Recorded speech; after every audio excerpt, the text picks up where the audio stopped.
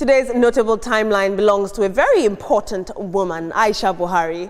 Born February 17th, today, Aisha Buhari grew from a private citizen into one of the most publicly outspoken first ladies in Nigeria's modern history, reshaping what that role could look like. Before national prominence, she built a career around beauty entrepreneurship and public health advocacy, grounding her public identity in women's welfare and community development long before entering Aso Rock. As First Lady from 2015 to 2023, she stood out for blending humanitarian work with unusually direct political commentary, often speaking openly on governance, party politics, and social issues at a time when many First Ladies traditionally stayed behind the scenes. Through her Future Assured initiative, Aisha Buhari focused on vulnerable Nigerians, particularly women, children, and internally displaced persons, positioning advocacy as a core part of her public legacy. Love her or critique her, Aisha Buhari did help redefine the visibility, the voice, and the influence of the First Lady institution in Nigeria's democratic era. On behalf of TVC Communications, we say happy birthday, Mrs. Aisha Buhari. Before I hand over to my very capable team, I'd love you all to please, watching back home, chime in on this segment with the tag trending now on any social media platform if you'd like me and my team to dissect any sort of topic. Team Aisha Buhari, she's a very capable woman, controversial figure, but you cannot say that she's not strong. You cannot say that she was not a stellar First Lady. Yeah. Oh, very incredible woman, very strong personality, very clear-headed, and of course she knew the games and the antics,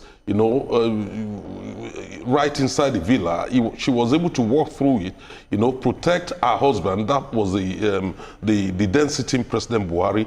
And she was able to shield Buhari from being over-manipulated by those who were inside the villa. At a point, even she was threatened to the point that she had to relocate to Dubai.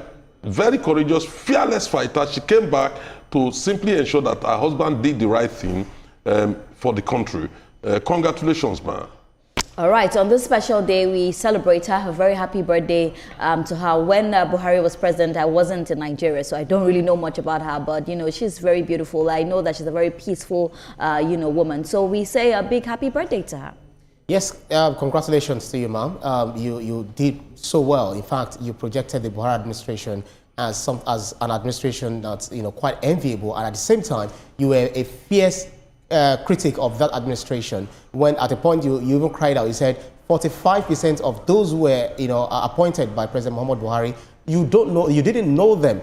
Out of 50, you didn't know them, even despite the fact that you are married to him for 27 years. Kudos to you. You were also using the word cabal, that there was so much cabal who were going to hijack his administration. But then the fact that you said that you're not going to marry again, you broke so many guys' hearts. But then, congratulations on your birthday. Do enjoy it. Brian, focus on the issue at hand. Focus on the issue, I had that statement that she wasn't going to marry again, but I didn't think I was even expecting her to marry again. She should just live a peaceful life and enjoy her with her children, actually. But Olamide, thank you so much for those very fantastic stories. Well, this is where we will now close the curtain on the show today. Let's let you know that the views and reactions of our resource persons are theirs, and they have no connection whatsoever with TVC. Up next is Your View, and just after that is This Morning with Yori Folari. We'll see you tomorrow, very bright and early. Good morning, Nigeria.